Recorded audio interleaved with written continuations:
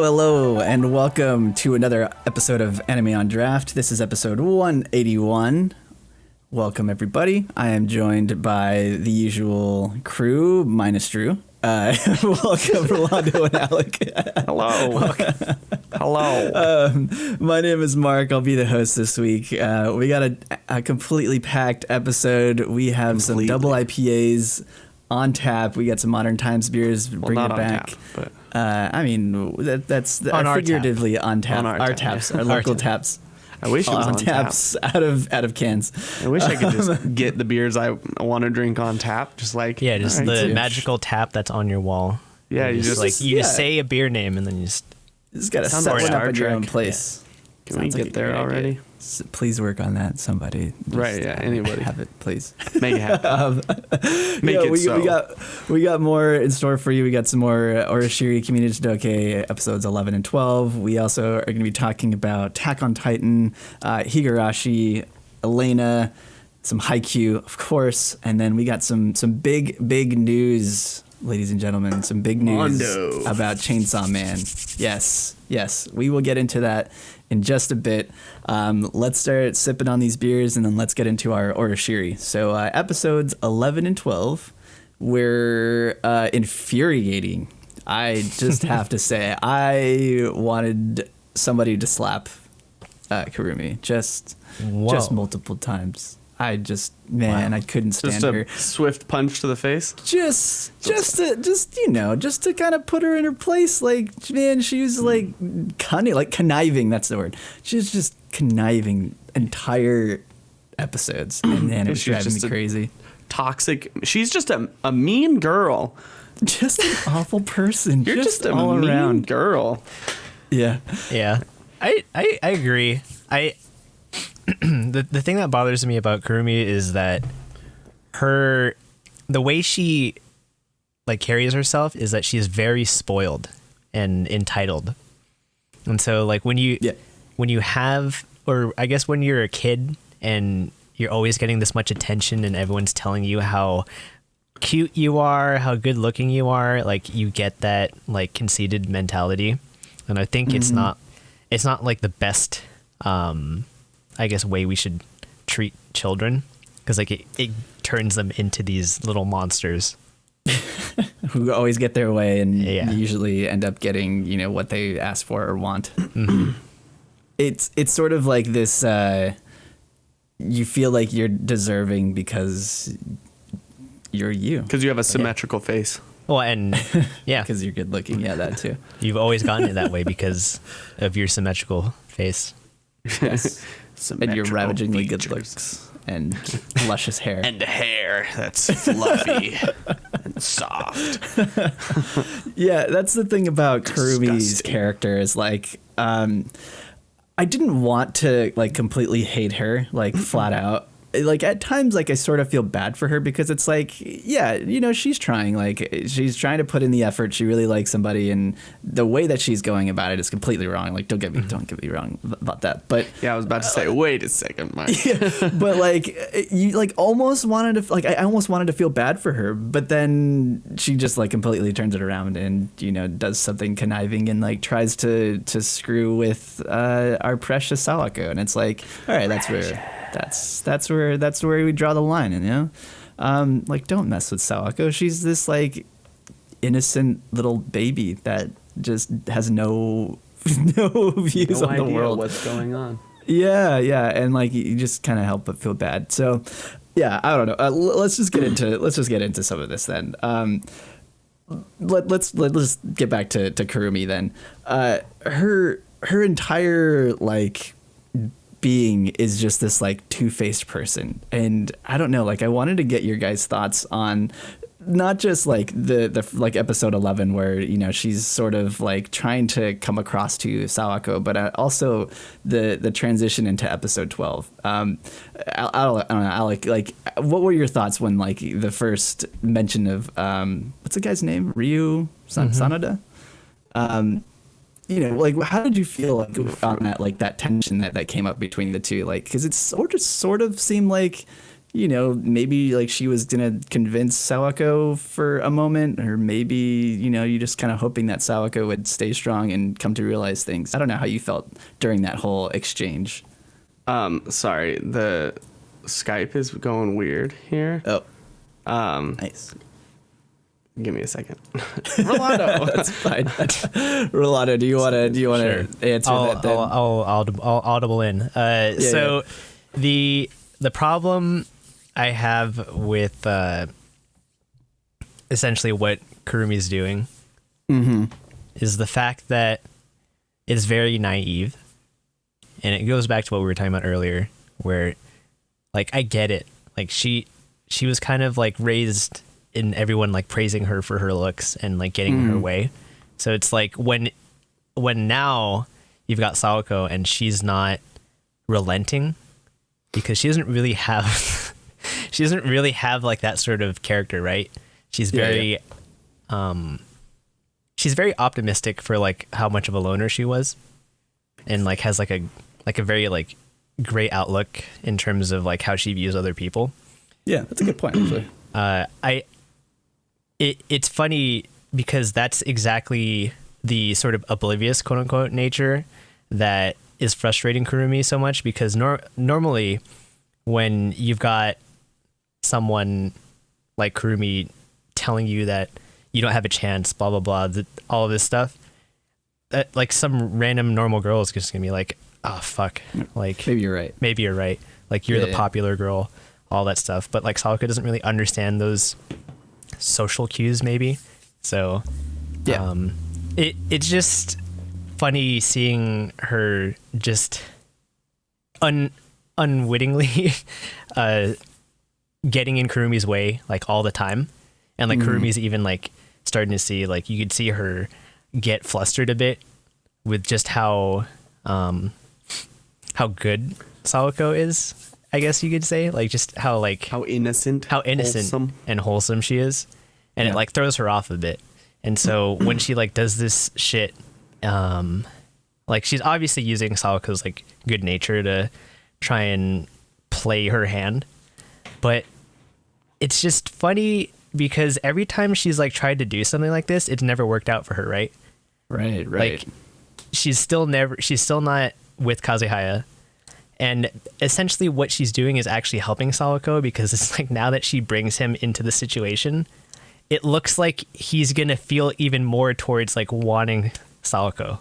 Right. It's sort of backfiring on her for both of them, really, like for Sawako and Kazuhaya, because not only did she sort of put Sawako on this direct path to to talk to Sanada, to Ryu, and then he kind of just like reaffirmed, he's like, well, if you find someone special, then they're just special for a reason, like you can't compare them. And she's like, oh yeah, I guess that makes sense, like sure, it's not supposed to make sense, but it does.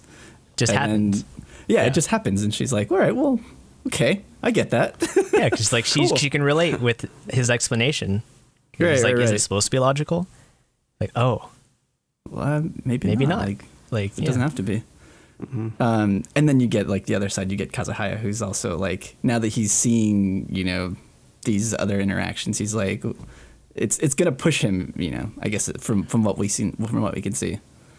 I think from the perspective of anyone who like is interested in someone, if you see them starting to like interact, it's like almost jealousy. And it's not a good emotion, jealousy, but it's not a bad one either. But you're like, uh-oh, am I dropping the ball here? Let me go talk to her some more before she, she's more into what's his name or whoever. So I think, like you said, it's definitely going to backfire.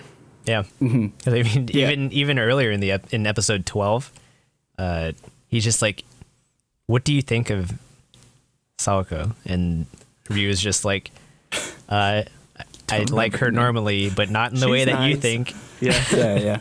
she's a good person. Yeah, he's a great character. Just like as an aside, he's becoming one of my favorites. I mean, I know like we've said this before. We really enjoyed the side characters in the show, but he is sort of this like unknown entity where like you kind of like him from the previous episodes. Like he seems like he's a straight guy. He seems really cool. Like and then now that this comes around, he's also looking out for the friends, like the friend group. Sort of like secretly, like he's not really like trying to butt in or trying to insert himself into other people's problems, but like he kind of knows enough to like what's going on that he knows the right things to say. And you just kind of have to appreciate good at reading that. the atmosphere. Ever since he showed up, I was like, he's one of those characters who's just like like us. He's like a internal us where he knows like what people are up to and can see it, but then doesn't necessarily act on it unless like somebody shows up and is like, hey, and then he knows, like you said, the exact right thing to say. And he always there was something about him that he just seems to know like more than everybody else. And he's just kind of quiet, like, all right, let them live their lives, and it is what it is. Yeah, absolutely. I mean, plus you also have to respect him for just kind of coming out and saying like, oh, I love Chizuru, like like it was nothing. Right. He's like, he's like, I guess that's that. Like we had the inkling. Who knows what he likes. Right. Like he kind of hints at it before, and now it's like, yeah, I do. And it's just like such a great conversation that he just has with Sawako, because he's answering her questions honestly, because he knows that there's no malicious intent. Right. And he's just willing to open himself up to her. And I feel like that gets, I guess, pushed aside a little bit in this episode, because they're trying to show you what Kurumi's doing. But like that conversation was one of my favorite parts of episode 12, because they're so honest with one another there. Like they don't really know each other that well. They're just like aware of each other, and like, you know, it's like friend of a friend, but like that's actually something that like got them probably to be closer to one another as friends. Sure. So I just thought because of the way their two personalities are, they were able to like click instantly. And I thought that was nice, that it's convenient that it brings us to this situation with like, you know, Kazehaya, but it's nice that now I bet you he has someone to confide in with his feelings about fucking Chizuru, right? Yeah. Chizuru? I forget her first name. And then she has someone that she can talk to, like that's not a girl, about like her like developing romantic feelings for Kazehaya, which, as you said earlier, ironically Kurumi's accidentally pushing them together, because it's like I don't think Sawako would have thought about romantic feelings until she was pressured into it. It's like this whole thing just accelerated the process. Yeah, absolutely. Because like she sort of has been having this like inkling feeling of, you know, like she doesn't know how she feels. She doesn't really know how to explain like what she is feeling. And now I think by seeing somebody else be so like, you know, exact, but also in like this sort of like vague way, in like, you know, expressing how they're feeling, I feel like this is one of those things. It's like this catalyst that sort of helps you understand yourself a little bit more. And I feel like that's sort of something that Sawako needs. It's like she needs to start learning how to understand herself and her feelings and how to express herself.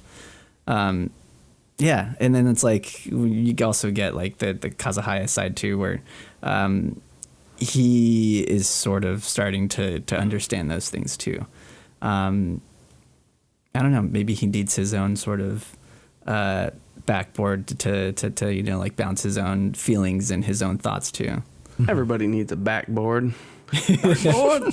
Exactly. Everybody needs that, like, you know, that person where you could just kind of like therapy exists. Well, yeah, exactly. Yeah, that too. You can just, you know, talk, and then they help you get through what it is that you're trying to think about or what you're trying to express. Yep. Sometimes just saying something out loud, like even if the other person just sits there and is like, and then you're like, wow, this makes so much more sense. And it's like, okay, I'm glad it makes more sense. It's like you're internalizing it as you're speaking it. or not. Yeah, Well, totally. I mean, it's already internalized, but like you're processing you're it. reprocessing it in a different way. Yeah, totally. Yeah, can hear it out loud. It's like a lot of people, this is like going kind of deep, not really though, but like when people like, what is it, talk shit on themselves, like in their head, they're like, I'm stupid. And then you say it out loud, like, I'm stupid. You're like, well, now I sound kind of silly. And then you're like, well, maybe I'm not It's stupid. like, yeah, I probably That sort shouldn't of say thing. that. Yeah, exactly. So same thing. Yeah, totally. Different, goal. I think like the thing with Kazahaya is that the sort of like accident that is happening where he's happening upon this exchange that he doesn't really know exactly what's going on. Like he's been having these like ideas fed to him through Kurumizawa, and he's starting to have like this one notion. But I feel like inside, like he kind of has to know that like that can't be what he is thinking. I think it's all just a matter of circumstance, and hopefully like it gets resolved quickly, because you know how we all feel about circumstance and drama that is unnecessary. Dragging on. Well, Yeah. that's the thing that I think Love is good it. about this show, though, because they're doing it in a way that if this were like some K-drama or like a telenovela, they would this would be a 5 episodes long arc that's just annoying the shit out of you. Half a season. It's just like so like they're just like, oh, there's misunderstanding, and then all of this drama Some that people comes out love of Just it. that keeps going shit. on and Keeps on and going on. Yeah, that's Yeah. that's totally true. You know what drama I did appreciate though, and I was like all about, was between Yano and Karumi. Oh, yeah. I was like, oh, that like this is good. Like Claws are out. Yeah, yeah, called her out. yeah. I love like the whole like visual representation where Karumi's like sitting in like this dark shaded area of like the lockers, and then Yano's just like chilling on the other side. Like like hypothetically, if somebody was spreading rumors, like they'd be a complete idiot. She's like, Yeah. yeah, that's not me. Yeah. Yeah. I Yeah. never did that. Wait, did you go to middle school with Kazuhaya Chizuru? and Chizuru? Oh, you did. Yeah, because I always thought that, these kind of rumors would probably be only known by someone that went to middle school with Who him. knew them? Yep. Huh? She's like, but you can't prove it without proof, or you can't accuse anyone without proof. It's like, huh, that's true. True. Yeah. Yeah. You got a good point, man. You got yeah, quite that was, the enemy there, don't you?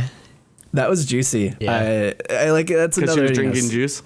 Oh, got him. Smart. Good pun, Mark. It's like that's also another character that you just have a lot of respect for. I mean, again, you keep going back to it. It's like these side characters are so great.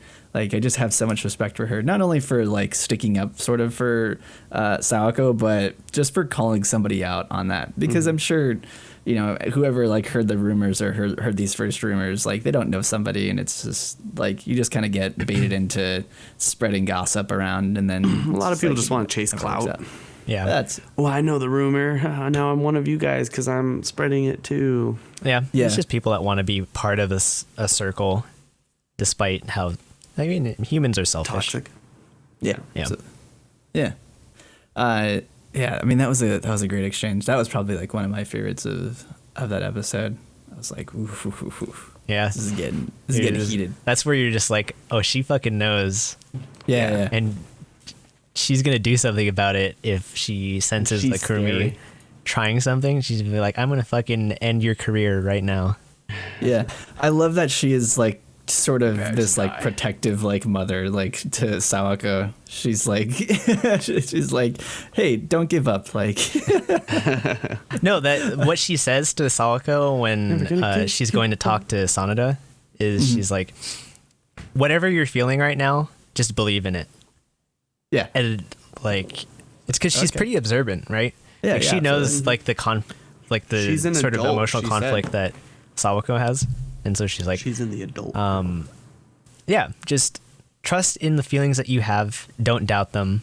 And that's like, that was the best advice, honestly, in that situation. Yeah. Yeah. I agree. Like that was very poignant advice from Yano. Great word. Thank you. Yeah, very poignant. Thank you. What a poignant Speaking of word. another Poignant. like great side character that I just like, I can't help but laugh. But Pin Sensei's reaction to Kurumi. Every time I Yeah. hear his name, all I can think of is Mahjong. Oh, Pin. nice. The pin tiles. He just reminds me of Onizuka, a great teacher, Onizuka. Like, I feel like this is somebody that Onizuka like had, you know, taught in like in his class. And it's Inspired to like- become a teacher. Yeah, exactly, like inspired him to become a teacher. It's like this is one of those kids that was just like, you know, a thug, and then, you know, was in his class, and it's like, I want to set my life and turn my life around. Be a teacher. And just be a teacher, be ahead, just completely into sports. It's like, all right, yeah, cool. But yeah, the interaction was also really funny. It was like, that would just make me feel so uneasy too. Yeah. It's like, what the hell Like- was that about? Like, he's just like, you smell that? That smells like shit. Yeah, that was like, this is so weird. It's so unnecessary. So over the top. But that's like the character that she is though, right? Like that's pretty much it in a nutshell. It's like she's playing this like overly sweet character, but it's all fake. Yeah, Like, it's not her. yeah, absolutely. You just know that it's fake. And then Yeah. it's like, Yeah. I don't know why, but something smells fishy here. Like, Yeah, the fact that she even hates her own name, it's just like, I don't even think her name is like bad. Like, what's wrong with having the name Ume? yeah. I guess, like, you know, you're not Japanese, like maybe you don't understand. She said, my stupid grandmother gave me some old lady name. It's like, your fucking grandmother gave you that name, man. Like, Why don't you just respect that? Like, respect that. What if she didn't like her grandma and her grandma beat her? Okay. That's So, well, I guess that's a good. We don't know got a the whole point there. story yet. I guess you got a point there. yeah. Wow, way to get dark. Sorry, Higurashi takes me there every right? time. You just expect the worst out of You people. just expect awful things. Oh, Yeah, Higurashi, that'll just do it to you. it'll wreck your day. Really though. That's usually why I save it for like before the podcast, because it's like I just He doesn't want to feel I- bad. yeah I need All like week. I gotta process this with other people. This is my therapy for Higurashi. Yes, welcome Thank you. to chat. Not you. I put my chair down and Yes, it all started with your mother. Please tell me. please tell me. Yeah, just lay your chair back. And, Yeah, let me just lay my chair back and yeah, Welcome Higurashi. to the the big hat Higurashi therapist. therapy session. Yeah. Well, we'll get into Higurashi a little bit later. Because yeah, that's another episode. All right. Well, anything else that you guys want to say about Kimi to Doke? Any other thoughts before we a good show. move on? It's a good show. I like it. Like it It a is a lot. good show. Yeah. Yeah. Cool. Well, then, we will be discussing episodes 13 and 14 next week. So watch along. Join us in our discussions. Join our Discord. We can always have some more people in there who are talking about these older shows. It's always nice, like, going into the comment section of these shows, like, when it's coming out and seeing people, like, watching it currently. Oh, Like, yeah. You know, The other you're on the people. same page with these people, and it's just like, God, I fucking hate Kurumi. And it's like, yeah, I feel that too. Yeah. So Kimi to Doke, episodes 13, 14 next week. Cool. Well then, let's get into these beers. Rolando and I are drinking the Modern Times Diamond Drive. I love the color on this one. This is great. And then Alec, you are drinking the Elara by Modern Times as well. Mhm. I have had that. Yes, I do remember the can. Yes. I had that a couple weeks ago. Nice. That one. Yeah. It says it right there. Elara. Yeah, I'm kind of sad. Easy Because I don't know, actually. So we were thinking about getting the Alien Radio, and I don't know if I've had that, actually. I definitely saw the can. Or I saw the cans. Like, Purple. The purple ones. yeah, but I don't know if I've had it. So I'm kind of sad. I could not pick that up. But I got one of that too.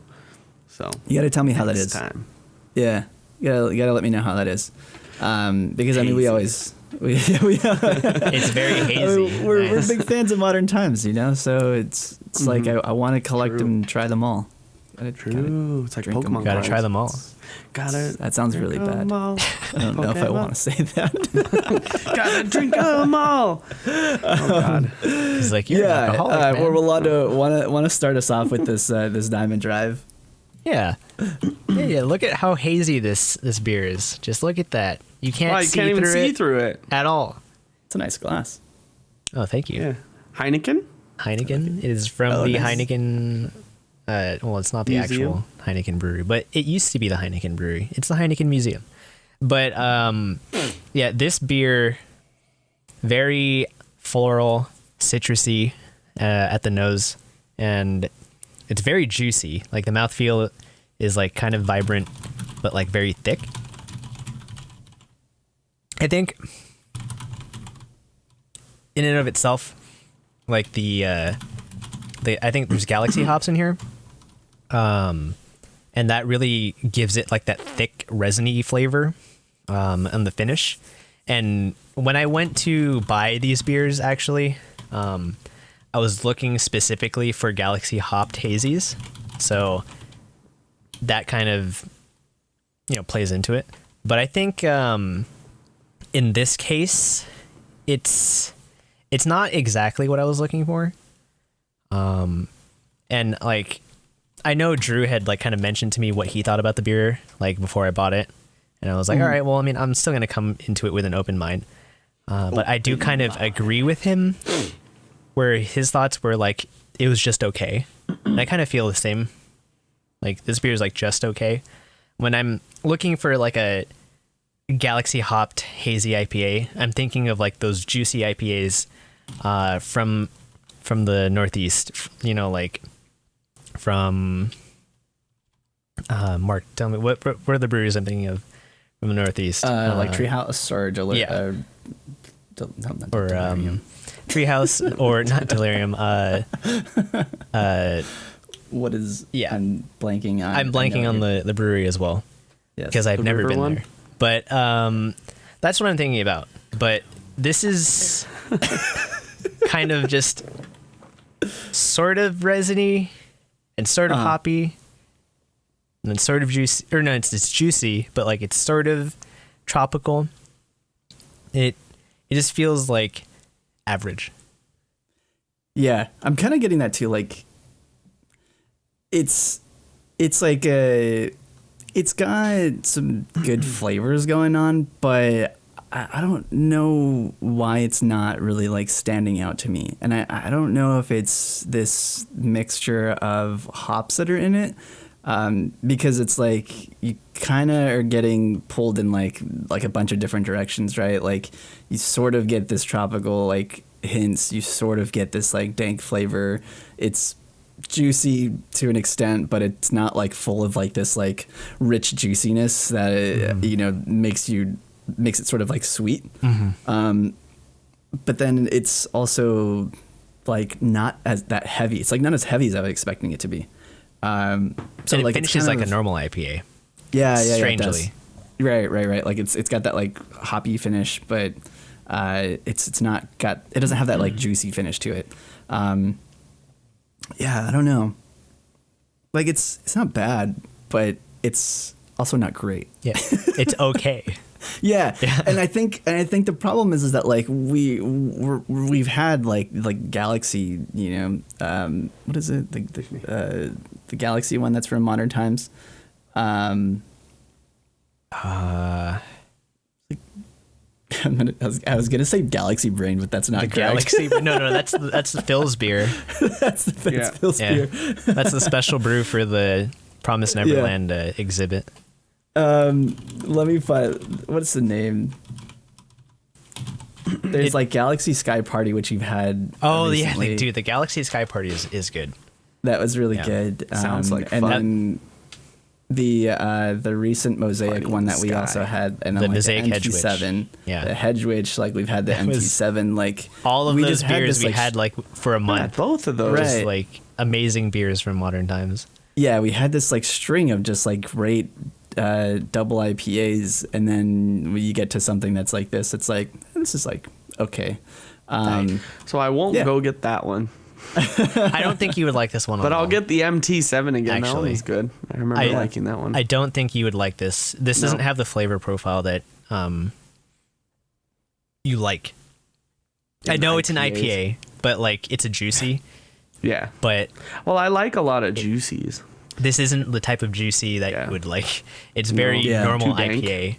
Too dank. It finishes like a meh IPA. It's not like that crisp, refreshing hoppiness and bitterness, or like the light hoppiness. It's just kind of like it's in your mouth and it lingers. Yeah, it's like kind of like eating dirt. Just lingers there. I mean, it just doesn't go away. It's just like it's got that like odd bite to it that like an IPA does. Yeah, I don't know. Doesn't sound like my cup of tea. Yeah. Sorry, I don't know my cup of beer. Hey. Yeah, I'm interested to hear what your score for this is going to be, Rolando. Before we get to that, Alec, you want to let us know what you think about the Alara? I have my book this time. Okay. Yeah, so I figured you're allowed to give your thoughts now. Okay. Okay, thank you. Well, last time I wasn't allowed, so I wanted to make sure that I could speak. So I have my book. We will allow it. Thank you. Thank you. I find it a lot easier too when I'm drinking IPAs to write in this thing, just because I don't drink them very often. With stouts, I can drink it and be like, this is what I taste. This is how it feels. But these, I'm like, I think I taste this, and I think so. I sit here and I do this a lot. But with this one, I mean, here, I'll show it. As you can see, it's kind of like this straw yellow. I'm going down my book. It had a lot of head to begin with, which was cool. It's dissipated, but it's still kind of there. You can see it on the top. And then when you... I'm trying to not spill. It comes back pretty frothy. So, but the flavor to me, it's like not watery, but the body is like kind of light. It feels very not heavy. Which I like. I don't like the really heavy mouthfeel IPAs because those are the ones that tend to like stick to my palate and just make me feel like that, like kind of how I just put it, eating dirt. The flavors for me, I get a lot of fruit. I think it's like mango, maybe pineapple, and then it smells very tropically with a very light hop. I don't know what kind of hops, but it has like the earthy hop flavor kind of right after all the fruitiness, and then the smell kind of the same. You smell it and it smells like you put your face in a fruit or like a bowl of fruit when you like cut fruit or whatever. Those, what are they, the fruit baskets from the edible arrangements. If you just ever held one, it's like having that like right in your face, and then it's like, oh well, there's some hops also there. But all in all, I think it's pretty good. It's 8%.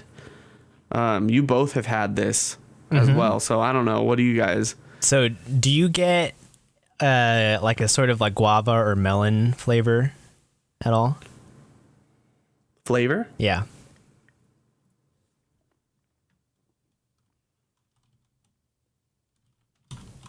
Because I had that recently. That's like one of the keynotes I remember from that beer.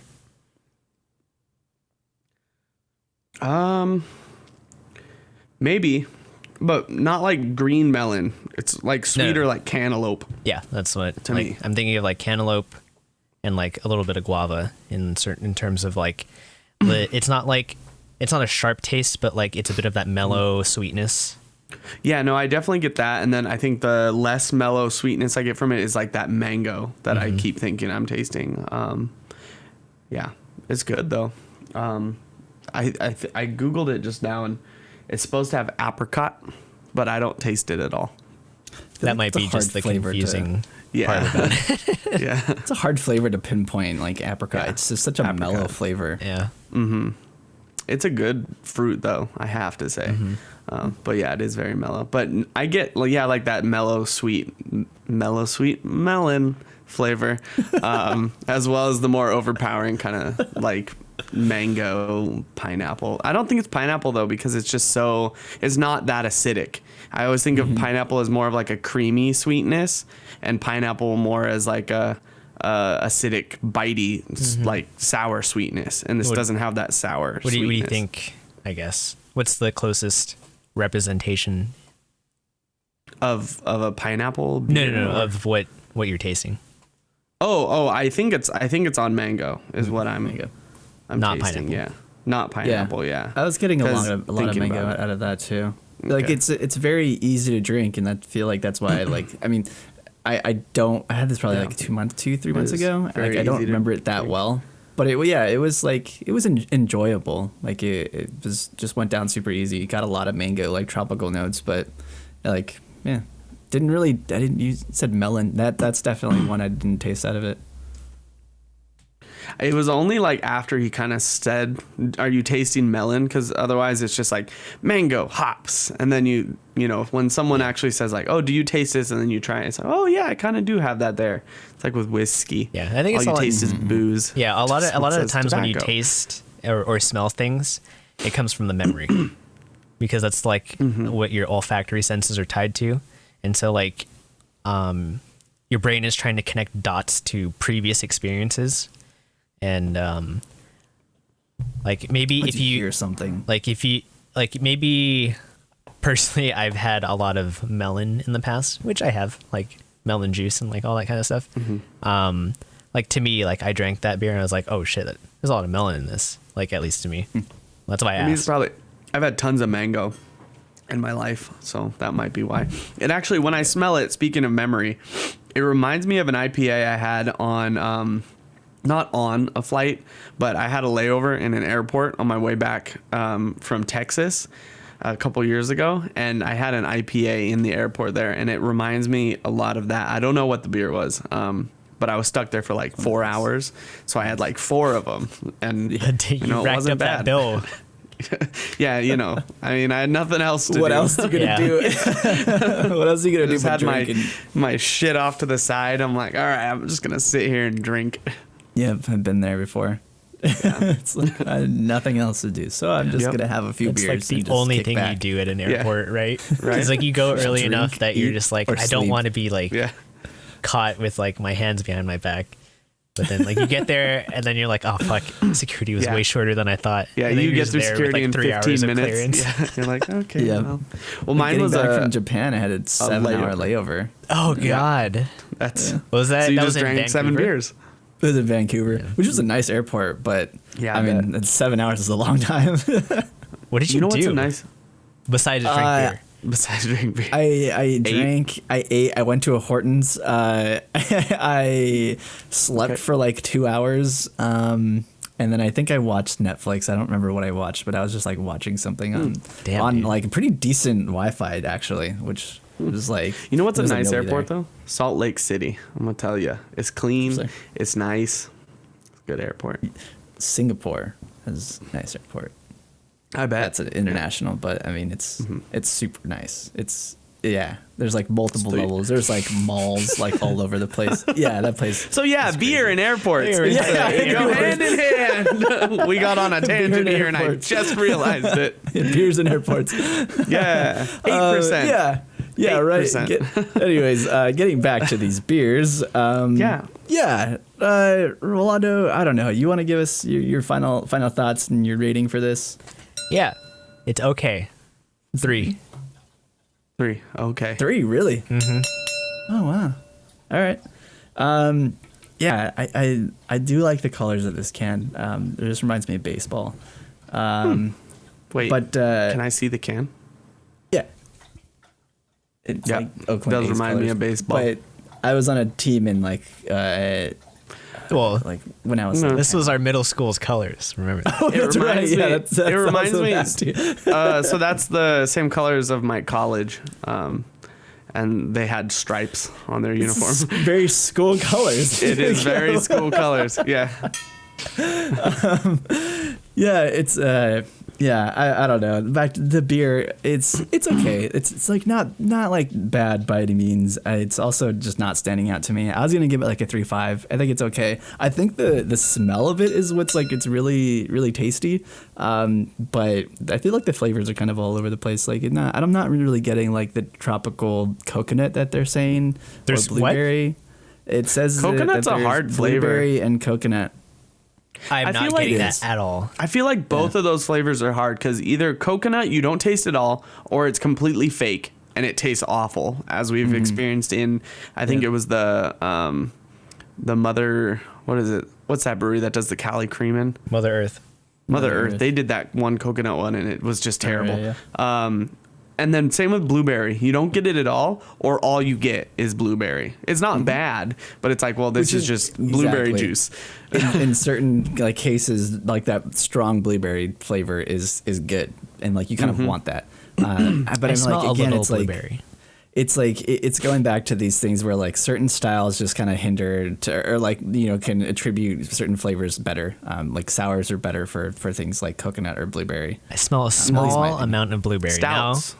Now that it's a little colder, I do smell a small amount of blueberry, but I also smell like the fucking chicken ramen broth packet. I think it's kind of weird. I'm pretty sure stouts would be good with coconut. I have a feeling like they would come across easier in that because the flavors aren't so like similar. I think it's either Left Hand or Dragon's Milk. One of the two. Their packaging look very very similar. But I think they have like a coconut milk stout. I'll have to double check that. Try one of them. Yeah, this is a 3.5 for me. It's average. I think it's okay. Nothing special. All right. Well, Alec, your turn. That's a What did you guys beer, give right? this? Yeah, it says something about summertime. Let's see. The greatest season of all. Summertime. The greatest Summertime element. sadness. Well, it says this is the best way to end summer. That's what they said on their website. When the living's this beer easy. is the best one way to close out the summer. Did you say summertime sadness? Yes, it's when the living's easy. Oh, nice. Oh, it's Mosaic and Amarillo hops, by the way, because you were curious. And I don't know if it's seasonal. I'm looking, but You just said summertime though. Summer. it doesn't he said say summertime. it's seasonal, but it does say it's a pretty fantastic way to close out the summer. That's what it says. So I don't know. But it does have the can art, like their seasonal limited ones, where it's not just like Was it Santa modern Bottom? times in a color. Say her name. It just says Black Lives Matter. Oh, okay. 09/10/20. So it was from earlier. So it was a summer. Yeah. Yeah. Mine says "say her name" underneath. That's what like Oh, a it lot does? of the a lot of the ones I've been picking up recently have been saying that. Oh, that's cool. I kind of forgot that they were still doing that. Nice. That's awesome.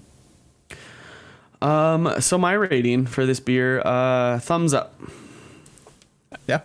You got a thumb and a pen there, so Yeah, thumb and a pen. I don't know. I'm trying to rate it because I like it, I enjoy it, and I'm obviously going through it very quickly. I don't know how it stands as an IPA, so if you're an IPA fan, I don't know. Take my opinion with a grain of salt, but I think I'm gonna give it a 3.75 because I think it's a good beer and it's easy drinking. Easy drinking. Yeah, Nice. And I have a 4-pack, so I'm glad I like it. summertime and the easy drink Yeah, I would hope so. Yeah, summertime. What'd you and say, the Rolando? Easy and drinking. the easy drinking. The easy drinking. Yeah. Cool. All right. Well, once again, we were drinking the Modern Times Diamond Drive and the Alara. The Diamond Drive, I think, is available right now. I don't know. You got to be lucky to find the Alara somewhere. So There were 5 4-packs and a 4-pack of singles at my local, not so local place. National chain. Yeah. cool. All right. Well, that does it for our beer segment. Let's move into some news. Off the top, we got big news. Big news. Yes. Finally, we've been waiting for this. Chainsaw Man is getting an anime adaptation. Yes! Oh man, I'm so excited. You guys have no Calm down. idea. You need to calm down. Oh! I've been waiting for this for so long. I'm glad Rolando finally started reading the manga. It's still playing, caught up. Round of Keep applause. it going. I'll just yell over all the applause. So yeah, the anime will be done by Studio Mappa sometime next year. Weekly Shonen Jump also confirmed the announcement on Twitter. They also revealed like there's going to be merchandise available, such as an Nendoroid figure and some plush goods. So Tatsuki Fujimoto ended part 1 last week, so he's going to be starting part 2 on Jump Plus. So the series is no longer going to be on Shueisha's Weekly Jump. It's going to be on Jump Plus, just for everybody's. That's so everybody's aware, which I think is a great move. It's probably going to get even more ridiculous than it currently is. I honestly can't believe that he got away with so much, like in this manga. It's pretty crazy. I mean. Yeah. For anybody, like whenever the anime comes out, which we will definitely talk about, and we'll keep everybody updated for more news. I mean, we won't. You guys thought like Dorohedoro was like crazy and gritty. Yeah. Just strap in, because this is gonna be strap on. Yeah, this is gonna be another crazy. Yeah, man, the manga just ended. We read the last chapter. And part 1 holy ended. Crap. Yeah. What's that? Part 1 ended. Sir. Yes. And holy crap, man. It was crazy. It was good. Yeah. It's a wild ride. I think it's just kind of funny that like when I started reading it, and because like you're just always like, dude, you got to read this. When I started reading it, and I was like, man, like this, I feel like if Mappa did this because they did like a pretty good adaptation for Dorohedoro, like that would be perfect. And that's exactly what we got. It was just fucking Mappa. So I think it's they'll do the same CG type animation. But I think so. Oh, man, I feel like this is just gonna be better than Dorohedoro.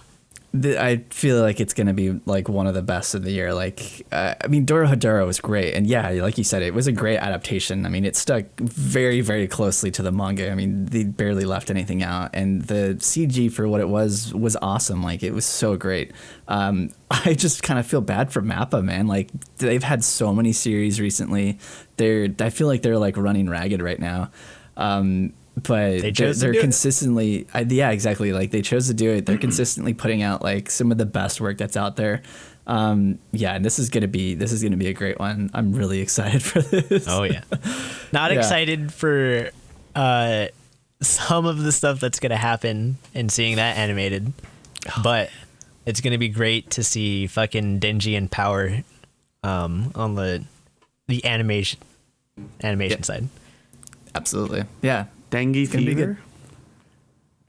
What? Is that what you said? Dengue fever? Denji and Power. Oh. Very different. Powered. Yeah. Denji's fever. Denji's fever. Denji's fever. Yeah, Denji and Power, we get to see them animated. Yeah. I'm telling you right now. Excited. Power is going to be like fucking 02 to like the anime community. Yeah, I could see that. There's just going to be so much like fan art and pictures and just waifus going out. So definitely, Power's great. She's going to get a Nobel Prize, man. She's a genius. Should I read this? What's that? Yes. Should I read? Yeah, absolutely. 100%. Yeah, like 100%? now that the first part is if you over, said 110, then I would. 130%. If you said 140, then I would. You just need to read it. Everybody needs to read it, really. Yeah. It's great. All right, moving on. Next piece of news, more manga stuff, more Jump, I should say. So Virtual Jump Festa 2021 is going to be taking place this weekend, on December 19th and 20th October. This will be a completely online event that features special guests, stage presentations for anime and media adaptations, and other gaming news.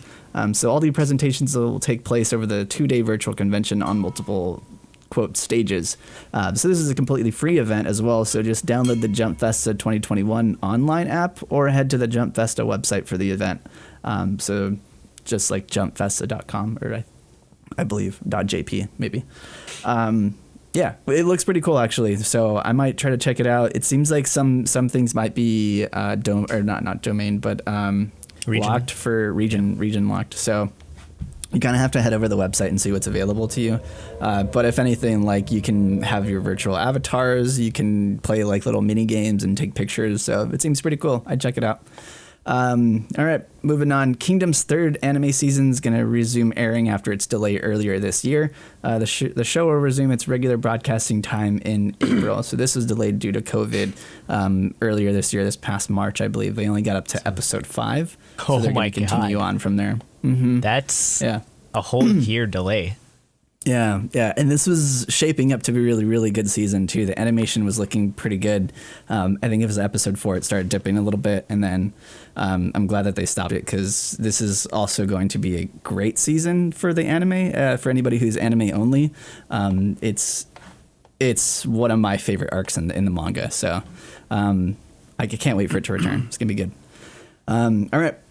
Moving on, Love Live superstar group Liella have had their voice actresses announced. The role of Hyana Sumire will be voiced by Peyton Naomi. Tang Keike will be voiced by Lee Yu.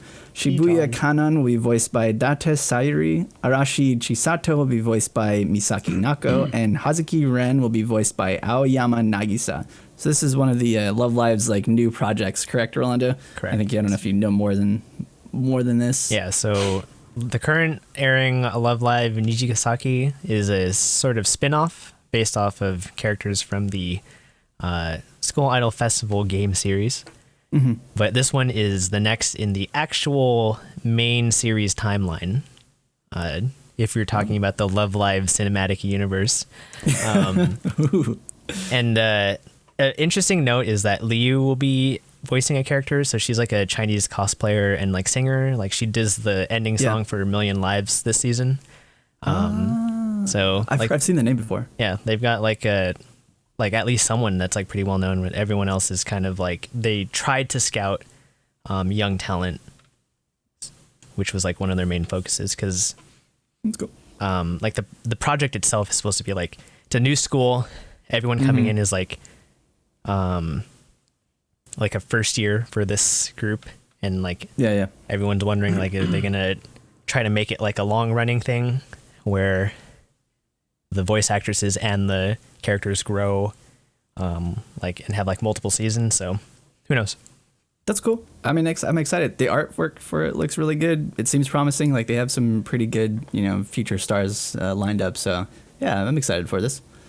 All right, moving into some more manga news. According to ANN, the artist of Act Age, Shiro Uzazaki, will have a one-shot featured in the upcoming issue of Weekly Shonen Jump. This will ship out December 21st, so we'll get it later on that week. And if you're in Shonen Jump, the online version.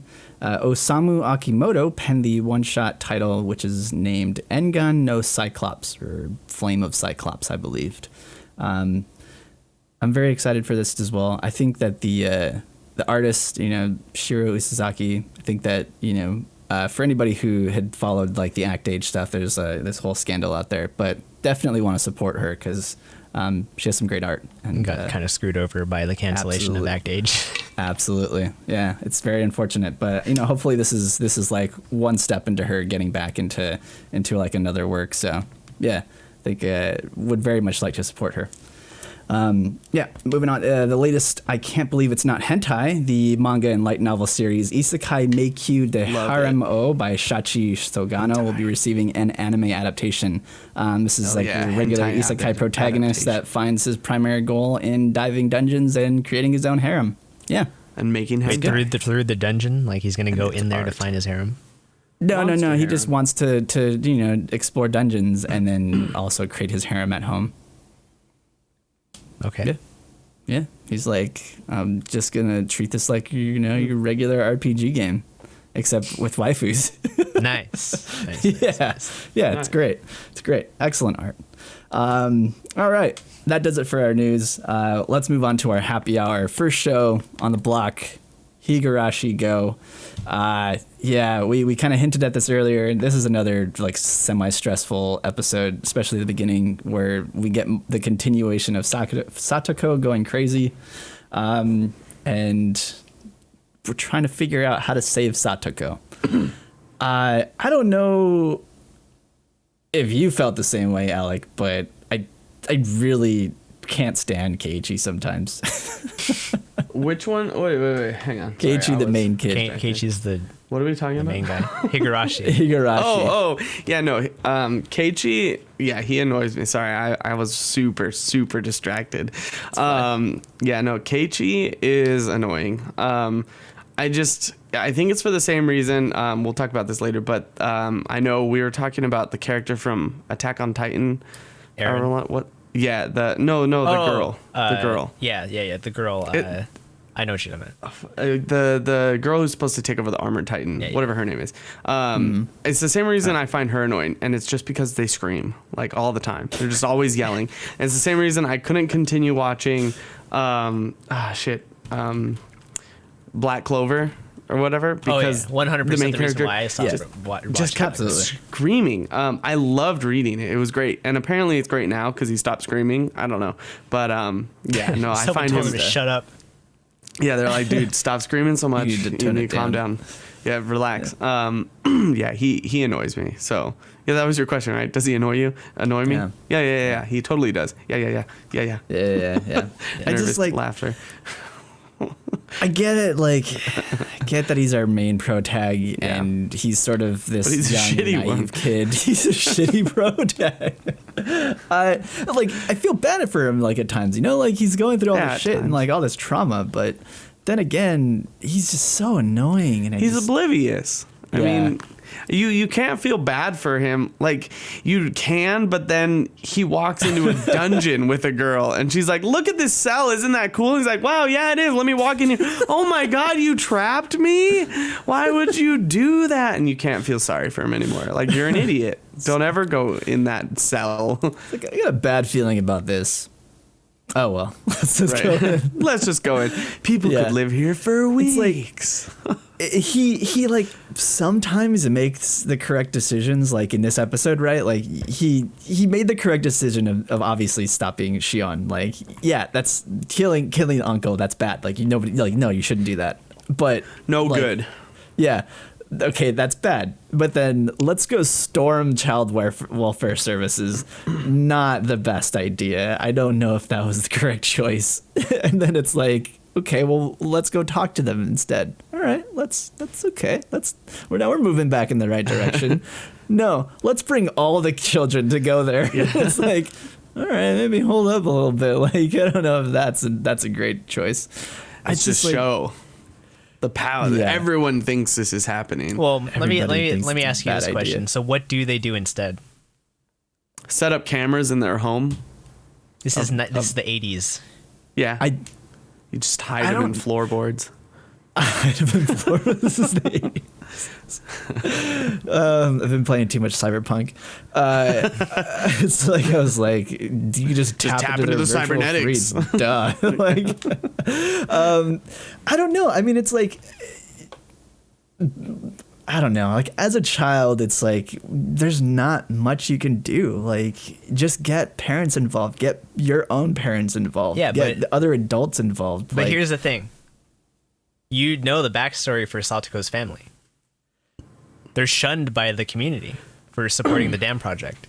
Yeah. So they can't rely on the adults. It's like a whole political thing that's going on. That's why Mion can't really do anything, even though she's going to be the next de facto head of the Shinozaki family. Yeah. Because I guess that makes sense. The whole community was so against the dam project, and the Hojo family supported it. So, like, they're sort of outcasts, so they can't really rely on the adults. Yeah. So I was pretty okay with his decision to kind of storm the castle, if you will. Yeah, no, I mean, like, he was still annoying in his process of doing it. But in terms of, like, from what we can see while watching, like, his options, it is one of the very few. Like, I do think he could get his parents involved, because if they're out of towners like him, they're not going to have this whole, like, oh, we shun this family sort of thing, like everyone else does. So he could involve, 2 more adults, which would help his cause, instead of, let's storm it with a bunch of children, one of which was saying that we're going to kill you if you let this happen, and a teacher. Like, maybe storm it with all those children, like, yeah, we're here too, but then go in there with just the teacher and your parents, and maybe like a couple of the older kids. Because I don't think every child should be there. Someone should have gotten Shiana Snickers. Honestly, she's not herself when she's hungry. They needed to get her dessert from that restaurant. Maybe she had the correct idea. We know the whole world that they're living in. It's just like, I guess it was Oyashiro, like, you know, Hami just disappeared. But then there was that weird reaction of purple-haired girl when he was saying that thing about killing. Yeah, and he was like, if you kill him, this is bad, basically. And she was like, got like all eyes wide. Yeah. What did you guys think of that? I'm not going to say anything, but I want to know what you guys think about Mark, what did you think of that? Can't say. Yeah, it's like we've already experienced Rika, like she knows more about what's going on. Like she has like this inside information. I don't know if like she's connected to all these like split timelines or whatever. But like she just seems like she knows like where things are gonna go or where they can go, like where the bad ends are. Maybe she is the player. I saw something weird in the ending, and it's when they show her character and she's like sitting on the ground, like looking at the other character that's in there with her, and it's like, you know, her but in a kimono with different colored hair. And it looked like she was like out in space. I was like, what if she's an alien? And then I was like, well, that's ridiculous. So so then I was thinking, what if she is the god? Like she's Oyashiro, is that what you mean? Oh yeah. Oh. I don't know if it makes any sense, but that's what I was thinking when I watched it. I don't Rolando's know. like, stupid. Oh, no, sorry, I had to burp. Wrong. You're dumb. Excuse me. God, these guys are idiots. Excuse me. Go a different direction. No, like I don't know if that's possible, because in one of the previous ones, and I think it was the Shion Mion arc, it's like they found Rika also dead. So I don't know if that's who said a god can't die. Herself. I don't think she would kill herself, is what I'm saying. Maybe what's her name killed her. Blonde girl killed her. You've never watched killed herself. You've never read any sort of mythology. You know, I mean, there's also mythology where the gods can die. Don't ask me to say which right now, but they can happen. That's true. Pagan gods. Pagan happens all the time. I don't know. Like she, Rika she just knows more than she's letting on. You know, like she's playing this cute and innocent child, but she obviously she's connected knows more. To something else, some other totally. being. What do you think? What role do you think she's playing? Observer. Observer? Yeah, the observer. Observer, but like, I think sometimes she meddles, and that's when we get the bad end. No, I don't know. Not necessarily, because she also helped Shion, or she helped stop Shion, I should say, in this episode. Well, yeah, but in this one, this is the end of it all. This should be the good end, right? So she's got to do the right thing this time. The next episode should be the end of this arc. And then we have, what, like 3 more episodes left? No, I think this is going to be like a 2-core season.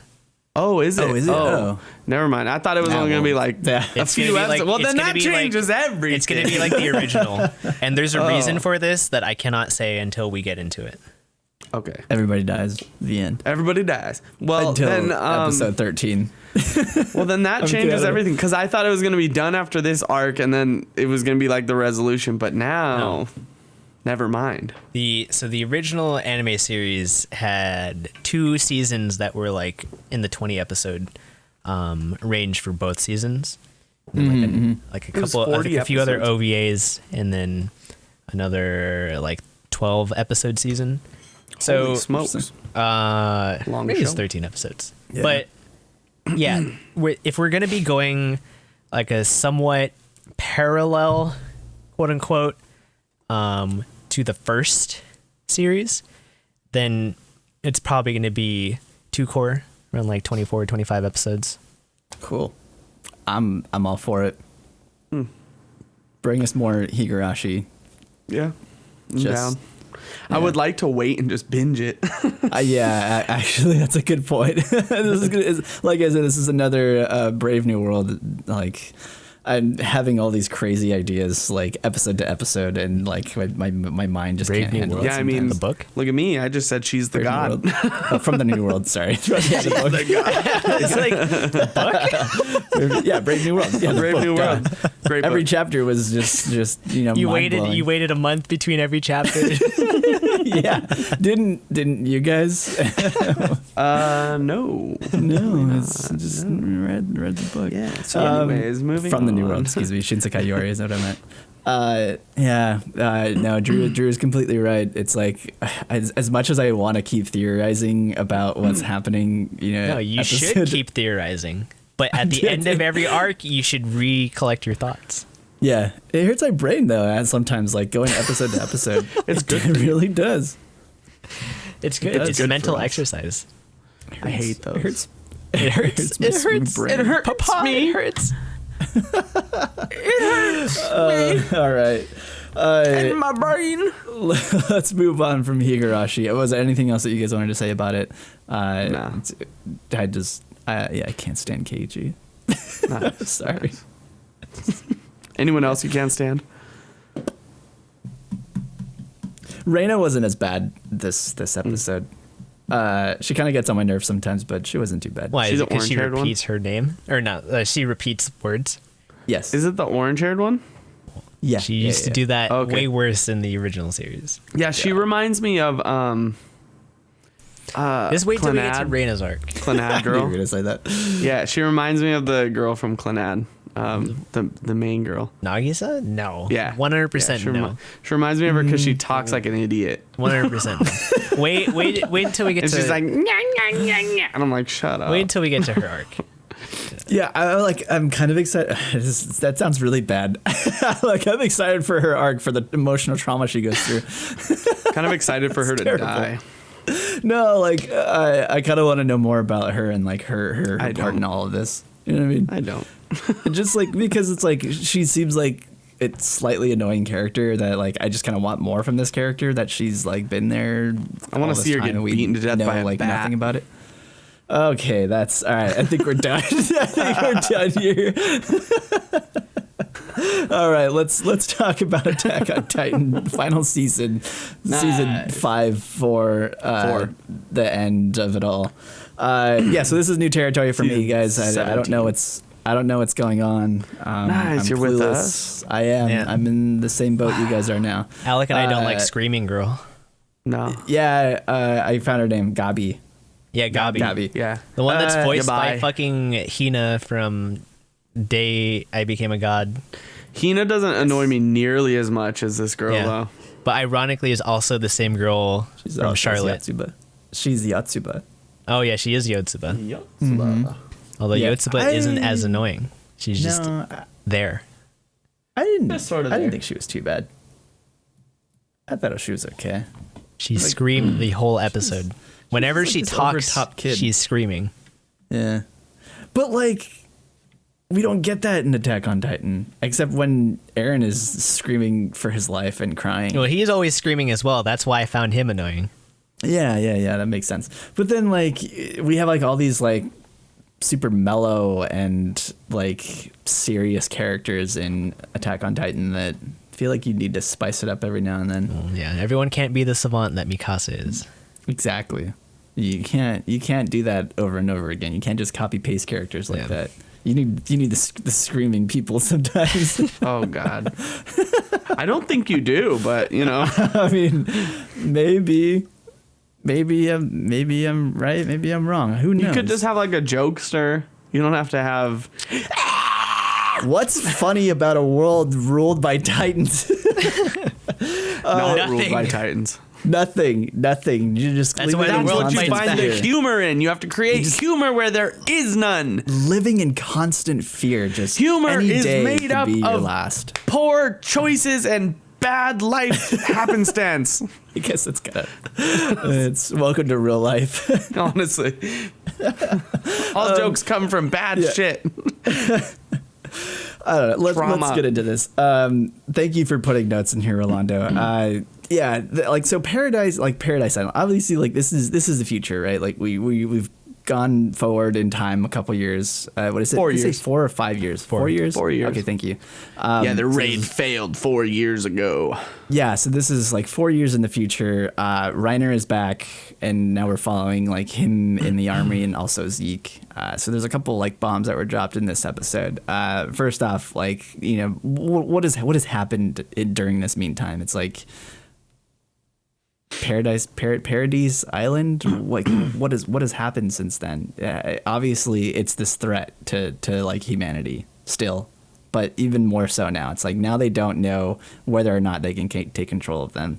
I mean, it's like I don't really get where this like entire threat comes from, besides them having this Titan power, like, because it doesn't seem like they're ready to leave the island anytime soon or ready to take over the world. I mean, am I wrong? No, I don't know. What were you guys' thoughts on that? Like. Where does this threat come from? My main concerns are, why did that young kid, Colt's younger brother, seem to have like the memories of Aaron ish, like that kind of stuff? Or was it Aaron? I don't know. It was someone from like the Emir. Oh, it was Emir. Yeah. It was Emir, yeah. It was Emir's memories.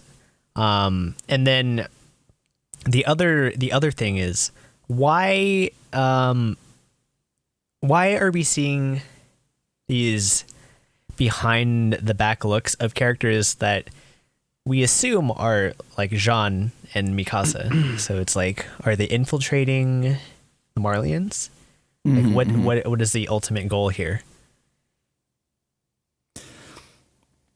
I don't know. I honestly don't know. And like part of me wants to think that like their goal is to leave the island and explore and, you know, find out more about the world. But then it's also coming back to this whole like what is the danger there? Well, and I guess it's mainly just like the subservient, like.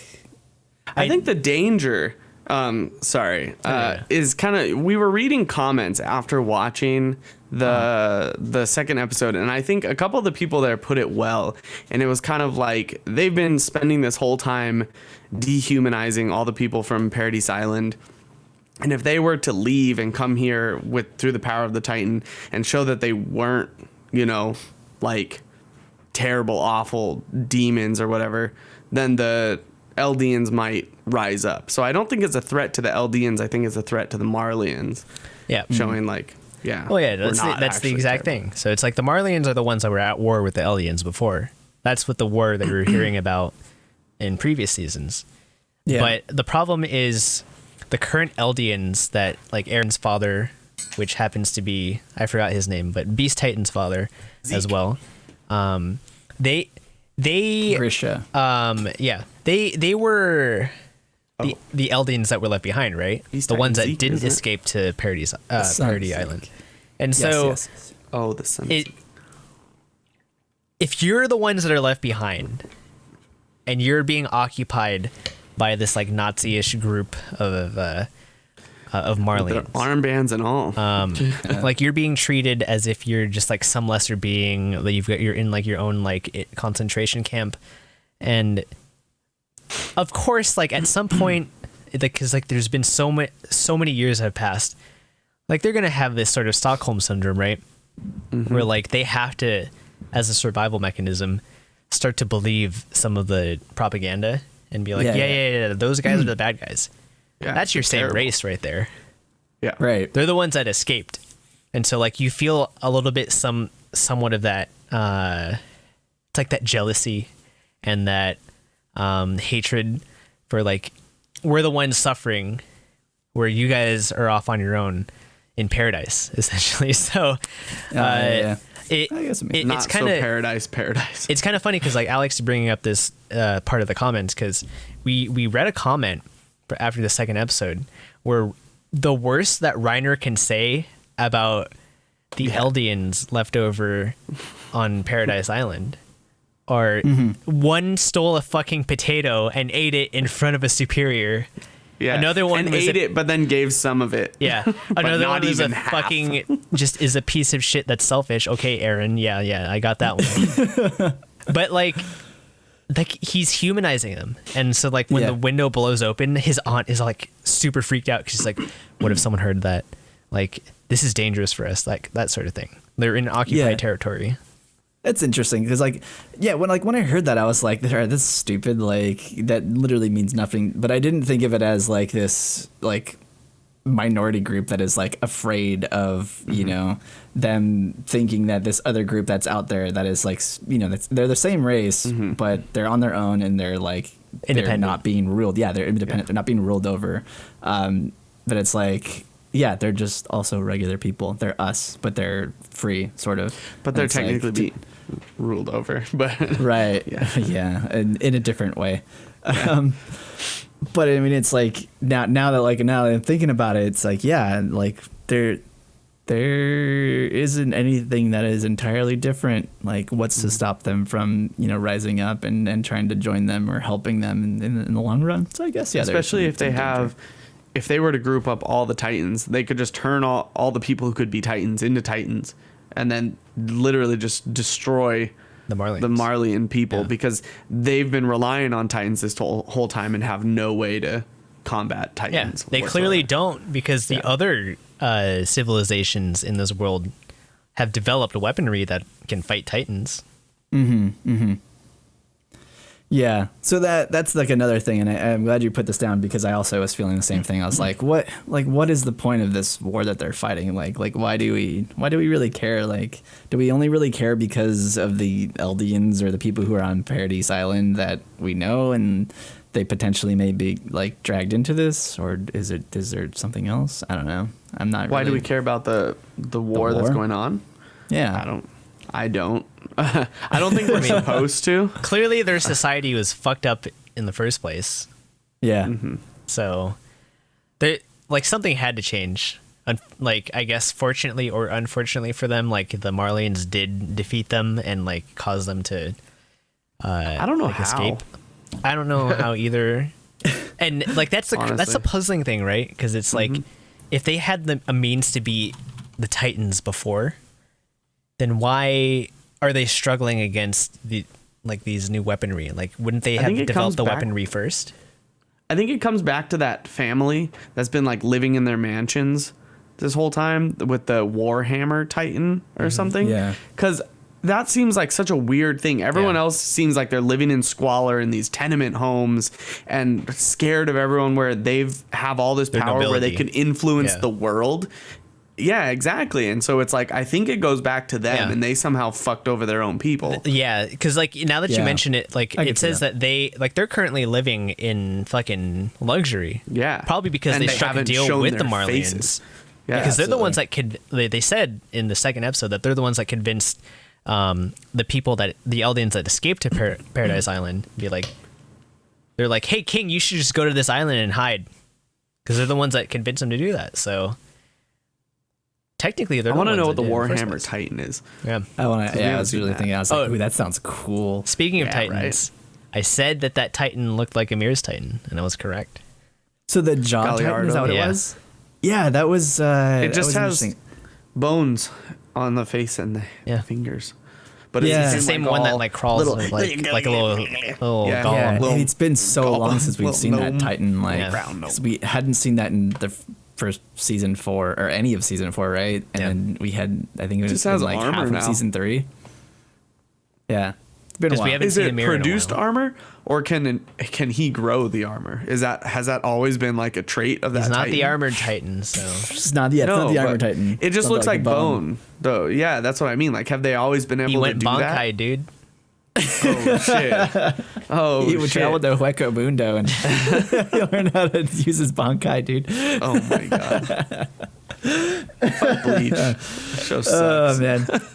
I don't know. I wish I had answers for you as to the Titans. You could look it up in the wiki. I'm sure it probably tells you. Nah, this is better. Just like Higurashi. No one knows. He doesn't want to know. Nobody knows.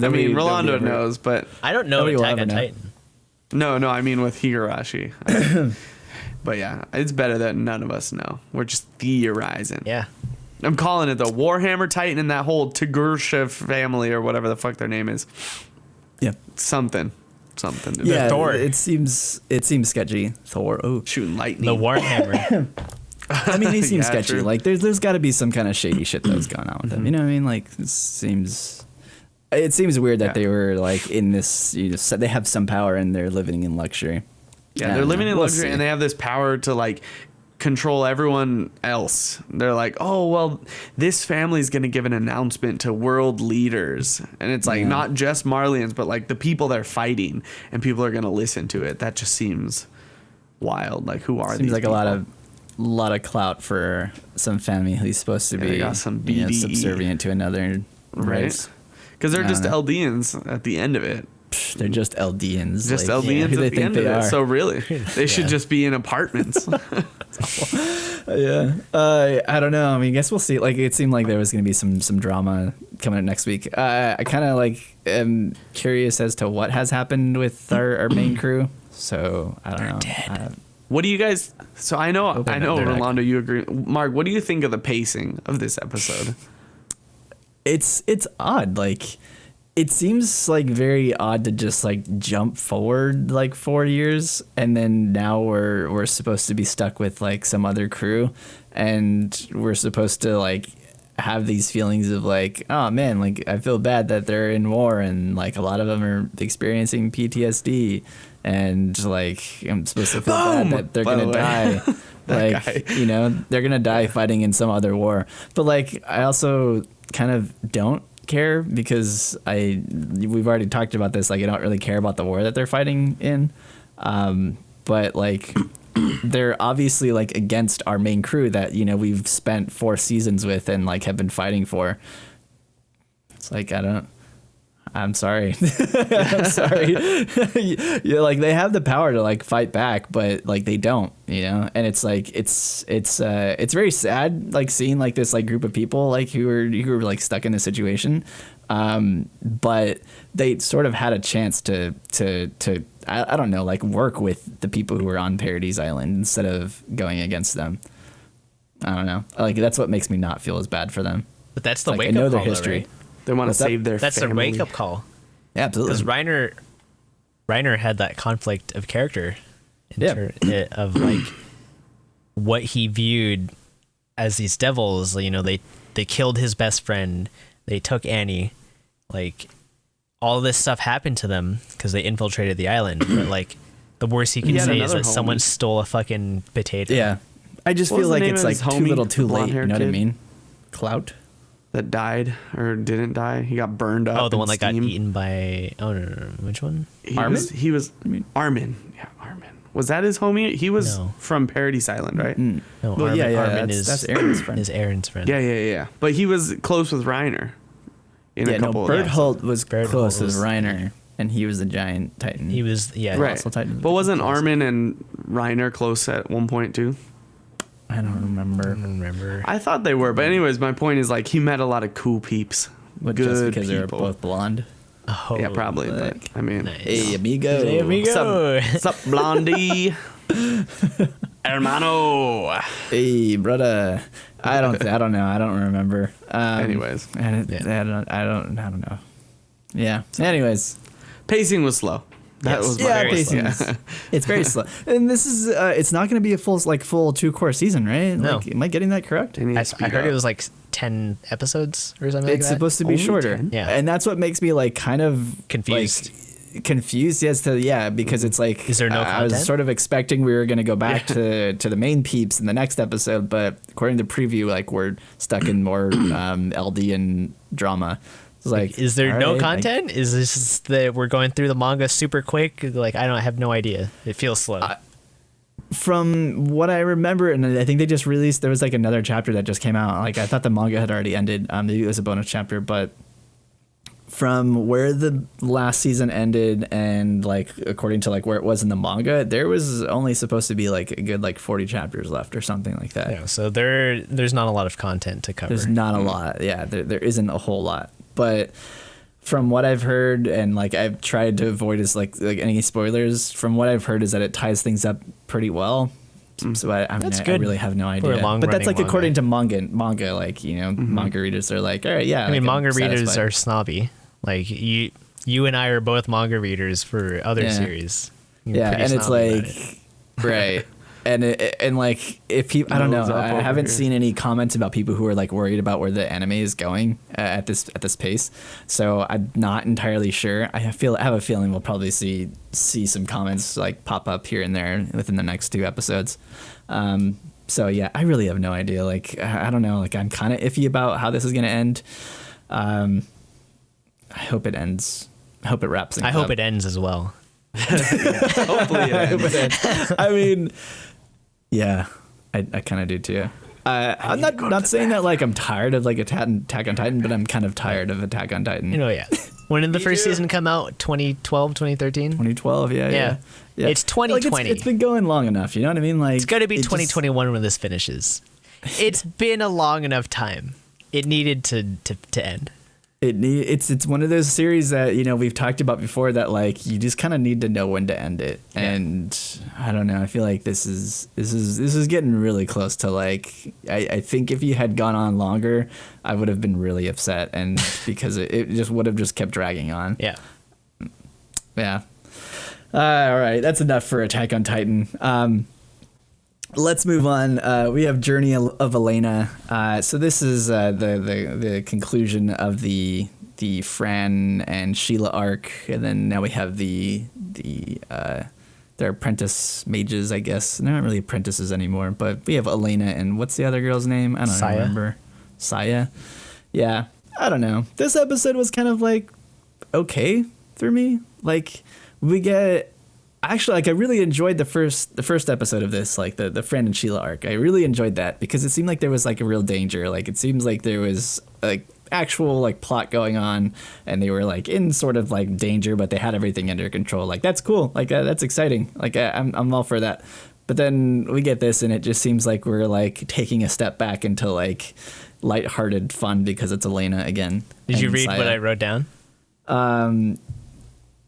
Yeah, absolutely. Like, no, I totally get that. Like, I don't feel like Drew would have liked this episode at all. Because you guys have been like sort of the same on this series, and so yeah, we've been pretty much the same. So I had a feeling that this like wouldn't be exactly what you wanted. Yeah, it was kind of like a whatever episode. Like, I don't know what I was expecting that it was going to be with Elena and Saya. Like, I don't know, man. It's like I enjoy it, but I would enjoy it so much more if it had more substance to it, because it just like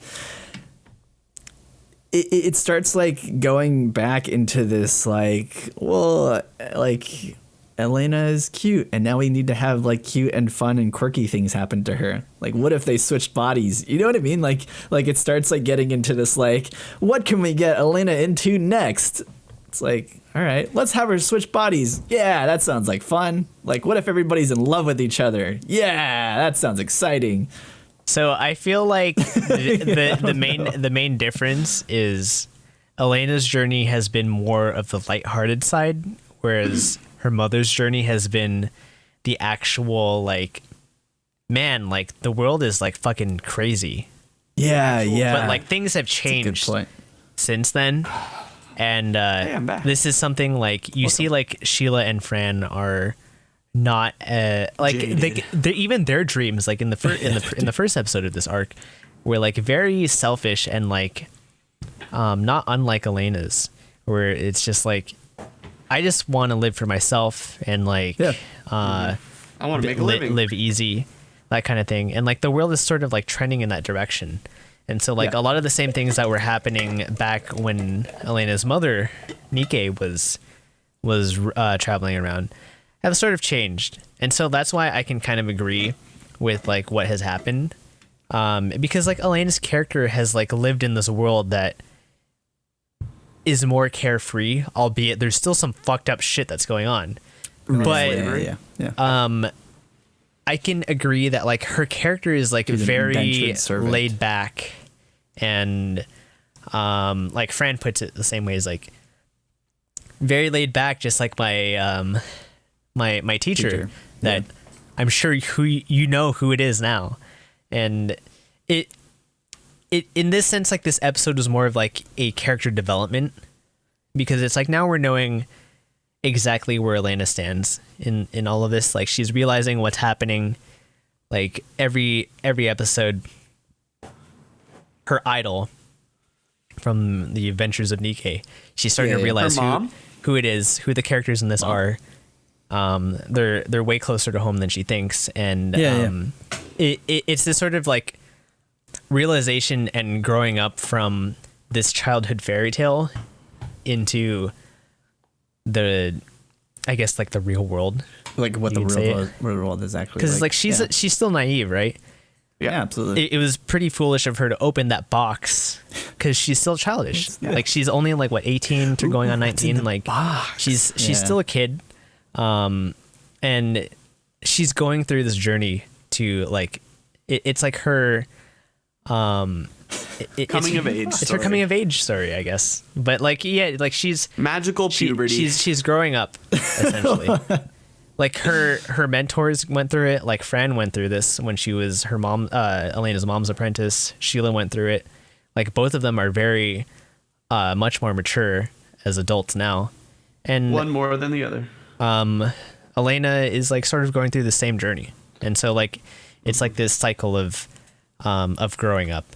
Yeah. So like, as Drew would put it, it's a coming of age story. Coming of age story, yes. Cycle of death and rebirth. And it's just like, because like you see a lot of the parallels between the characters. So it's like Elena's mom and Elena have very similar personality characteristics, and then Fran aligns more towards like the Elena side. Is like, it makes sense that they're teacher and apprentice, whereas Saya and her sister are Sheila's apprentices. Yeah. And their personalities are pretty similar as well. So yeah, it fits very well. Yeah. Like, I see that. Like, it seems like, you know, like, I like that the parallels are there, because it's like you can kind of see like the influences that these characters have had on like their peoples, and then just like their personalities seem to mesh very well. It's very a cycle of death and rebirth. I don't know. I don't know about dies, and then they have a child, and it is reborn. Where are you going with this? That's where that's it. That's it. But my thoughts. Not wrong though. It's very just a different opinion. It's very slice of life, and I enjoy slice of life. So yeah, I'm very picky with my slice of life. I don't know what Alec thinks about how this arc ended.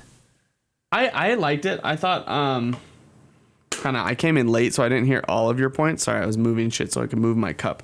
But I enjoyed this whole arc. Your points about kind of the parallels between the teachers and the students, didn't actually think of that until right now. So, you know, good on you, homie. But otherwise, I thought that they kind of tied up the arc nicely. You knew that it wasn't going to end like anything crazy, and Elena's proved herself to be like super competent the entire time. So I never was like, I always thought that when she showed up, I was like, well, it's not, if they, you know, they showed up again, I was like, she's not going to get caught and have to fight her way out. She's just going to be like, okay, you're tied up. Now where's your leader? Now your leader's fucked. Stop it, you bad people. So I don't know. I just enjoyed it for what it was. It was cool to see kind of, you know, them in this town now, because I did like the backstory.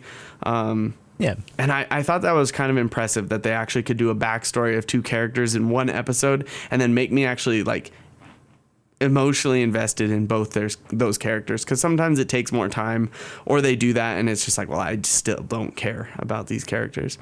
Yeah, I could see that. Like, yeah, because I like the backstories between them. And I mean, like, not to like, I don't want to say that like I didn't like this arc at all. Like, I kind of like, yeah, it comes back to that problem where it's like, I know how it's going to end up, and I know what's going to happen. Like, I know Elena's going to get through it, because like, we know that she's competent, and because she can handle herself, it's like she's the broken protagonist. Like, yeah. Right. Like, there's like nothing she's that's a prodigy gonna like surprise me, and I feel like that's like where my disappointment comes in. It's just like nothing is like going to surprise me. So like, but isn't that the slice of life aspect of it?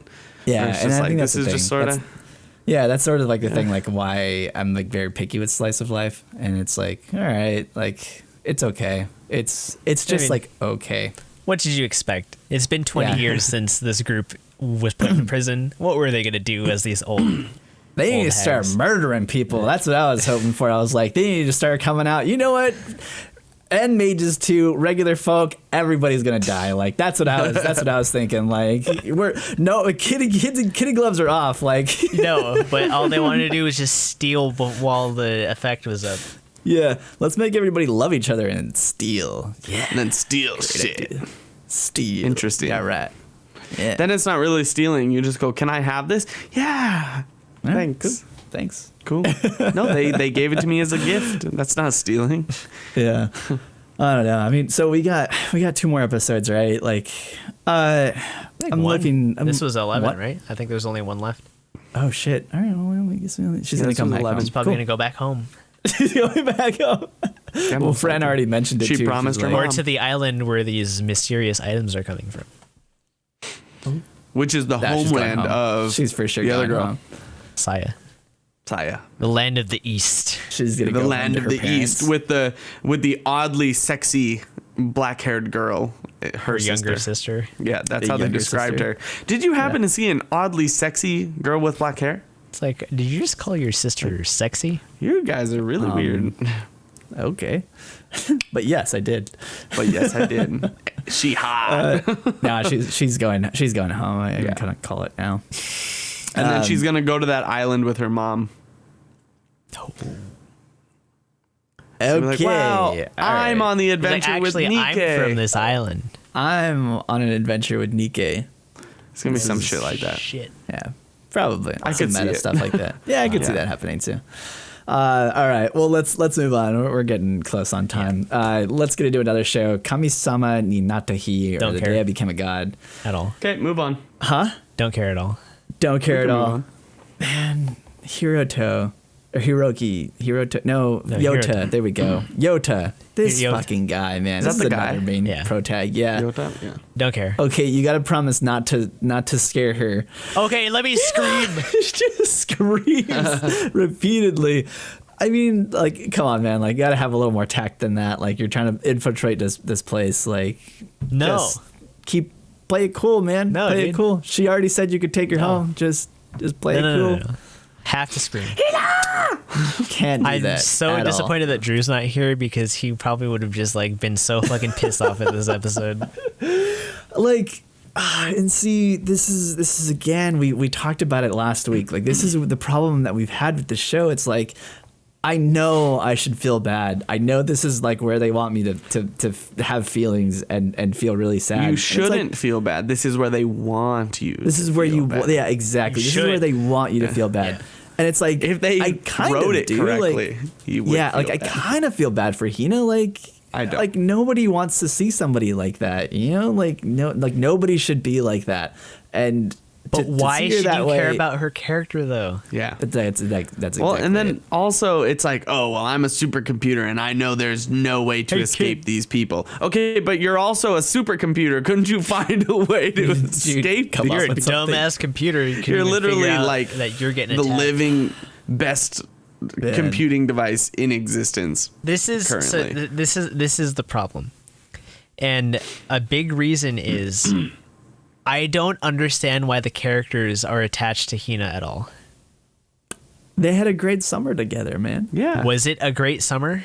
You know who should be attached? She was a The lady fucking with the background ramen character shop. for the most of. She was a background character for the majority of Ramen those Shop episodes. loves Hina. She's like, I have a flourishing business because of her. booming business. I'm fucking What- rich. Other than her telling Yota exactly what to do, like what about this summer? No, nobody. No, you're completely right. She Like, sang la la la la la la la la la la la.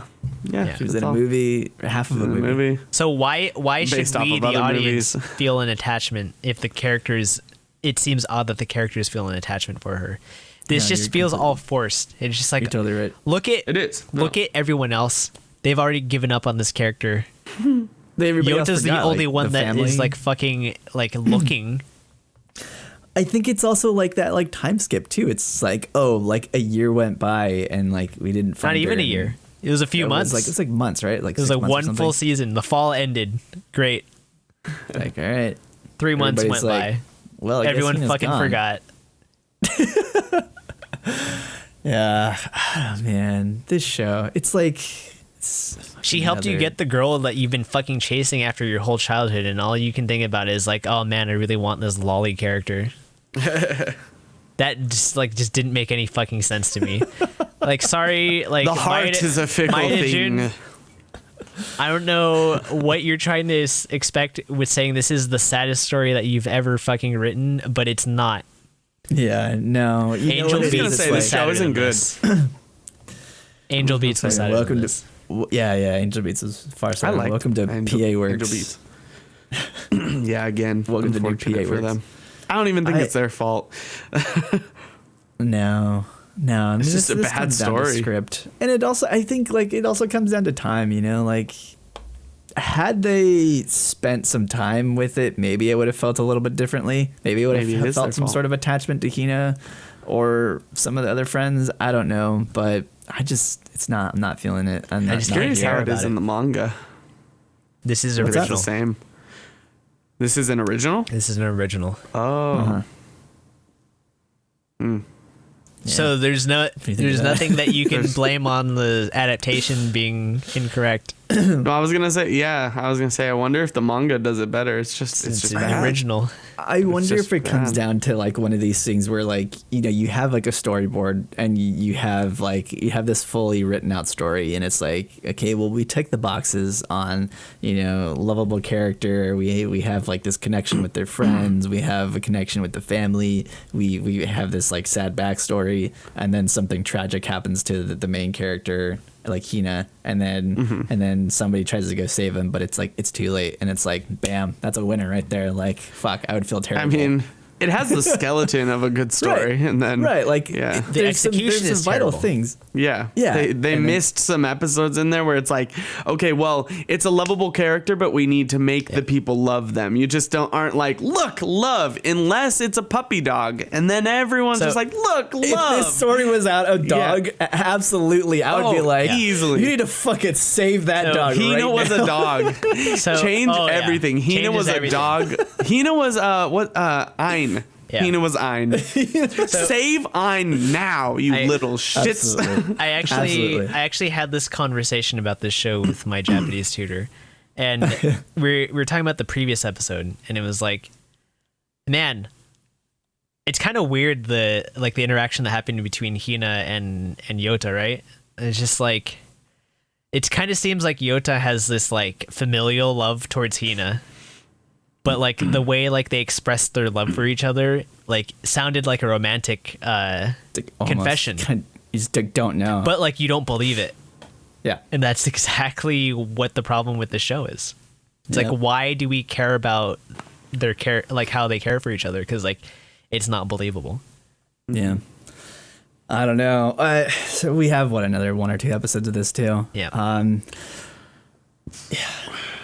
We'll see how this ends. It's a train wreck.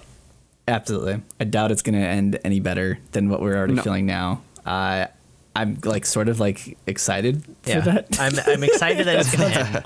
Ironically, the character that was shown the least, Hiroto, is my favorite character of this fucking series. Oh yeah, totally.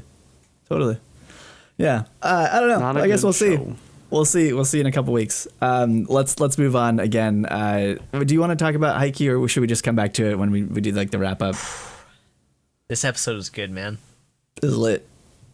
This was good. This was a good episode. This episode, I'm gonna put on my Peaky I Blinders. expected so many things to happen, and it happened exactly how I thought, but I was still satisfied.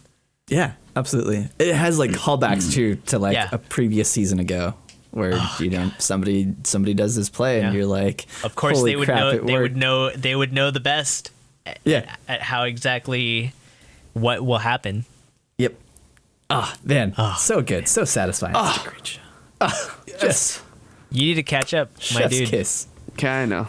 I do. What a great This show. is, this is your jam, dude. Sports anime. I know. Sports anime. This So many like other the penultimate shit to watch. sports anime. I mean, I do love baby steps to giant strides. This is taking giant strides right now, so you should catch Absolutely. up. All right, I'll check Absolutely. it out. We're in the giant strides phase of sports This is- anime. This is 1/1 control. Oh god, I'm like the next episode's the last one for this season. Yeah. And So I you got really the whole hope season to just binge. that we get more, because there's more. I'm very excited. I'm very excited for the next episode. God. Yeah, it's good. All right.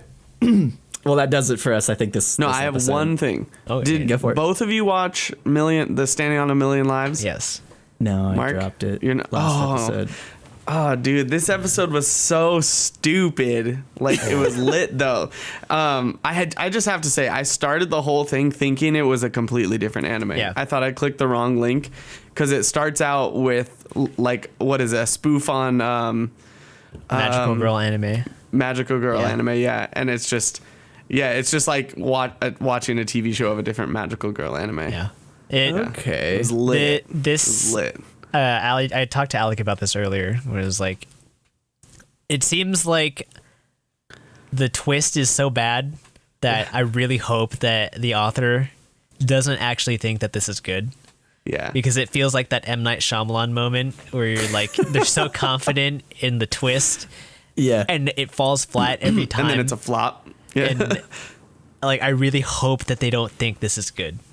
And then I was saying, I like to think the author is not taking themselves seriously with this, and they're just like, this shit's ridiculous, and I'm throwing it out there. And then Rolando, you were saying, this honestly is something that like we would do. Going, I've read a bunch of sci-fi, I could write a story. Yeah, and I was like, you know what? Maybe this author was one of those, and he's like, Yeah. I could write a story, and then people loved it. And now it's an anime, but I've read enough isekai.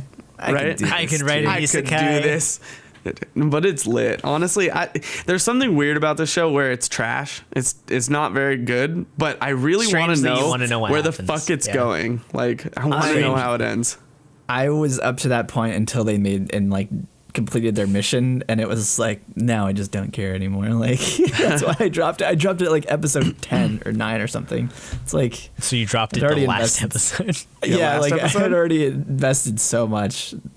And then I was just like, I don't know, I just didn't care anymore. Maybe I'll watch it and just try to finish it, and that way I have Dude. like a complete thought of like the show overall. I'm telling you, this Don't- most don't recent get one your was hopes up. lit. No, it's not like good, but it's good in the same way not that a I good fucking love Dr. Stone. But it's a bad show that it's ridiculous. you just want to know what happens because Yeah. it's so amusingly bad. Yeah. Yeah, like Dr. Stone making fucking telescopes out of glass that he created out of who knows what, and then finding something The his dad sand, left dude. him. Yeah, out of the sand. Yeah. Sand. And you're like, where is this all going? And you still don't know. It's great. I don't That's know. this show. I guess we'll see. Anyways. I'll see if I can watch it, and then I'll have like I'll see what to say. I don't know. Not very likely that I'm gonna watch the last couple of episodes, but maybe I will for the sake of the show. It's up to you. All right. That does it for us then this week. Just some closing announcements. So we are doing our High School DxD watch along. We're continuing this Thursday at 8 p.m. Pacific time. I think we're on episode 7 and 8. I don't know. I think Are it's we? 7 and 8. Or is I it think 9 and it's 10? 9 and 10. How long have we been Seven. doing it? We were doing it for the last month. 7 and 8. I'm gonna say 7 and 8. You might be right, actually. I think it's 9 and 10. Yeah, episodes around there. High School DxD. If you've never seen it, join us on our Discord. We have links lit. on our website, which is drink while animedraft.com. It's lit. Yeah, it's great. It's really fun. It's also really funny watching it and like having some drinks and being in chat with us. Because it's like just how ridiculous the show is. It's always a good time. So yeah, Thursdays 8 p.m. Pacific time. Join us on our Discord. We'll be having a watch chill. party there. So please head over to our website, animeondraft.com. As I said before, we have links to all our socials. Our Twitter, Instagram is on there. You can also join our Discord. We have links to that as well, or on our Twitch page. So follow us on our socials, just at Anime on Draft or Anime on Draft Podcast on our Instagram. And yeah, like I said, we are on Twitch. We are streaming right now. We will be back again next Monday around 7:30 Pacific time. So that's twitch.tv/animeondraft. If you want to see our lovely faces, watch us in person. I think next week we're going to be doing our year-end wrap-up. So please, Or head over to Another week year, after. boys. or the week after, maybe. Yeah, We're still deciding based on everyone's availability. Thank you. Yeah. Thank you. Follow our Twitter. That way you can be notified for when we do have our year-end wrap-up. But yeah, head over to our website. Follow us. Get notified for anything that you would like to know about us. You can also reach us and contact us if you'd like to let us know about anything, if you have any concerns, if you have any comments, if you have any recommendations for anything that we should discuss or talk about or watch. Head over there if you want to say anything to us as well, or you can reach us at our email, contact at enemyondraft.com. The contact page is also on our website as well. Or if you want to give us a 5-star rating for any of your podcast services of choice, we would greatly appreciate that. Any sort of exposure helps us out, gets us more viewers, gets us more fans, gets us more people to talk to. So yeah, thank you guys More so much. More ideas. Yeah. Thank you guys so much. And again, be on the lookout for our year-end wrap-up. We've had a lot of good shows. We've had some not so good shows this year. So yeah, definitely looking forward to hearing your guys' thoughts about this year because it's been a doozy. So thank you again for joining us. We will see you again next week. Bye-bye, everyone. Thank you, everybody. Bye. Goodbye. Bye-bye.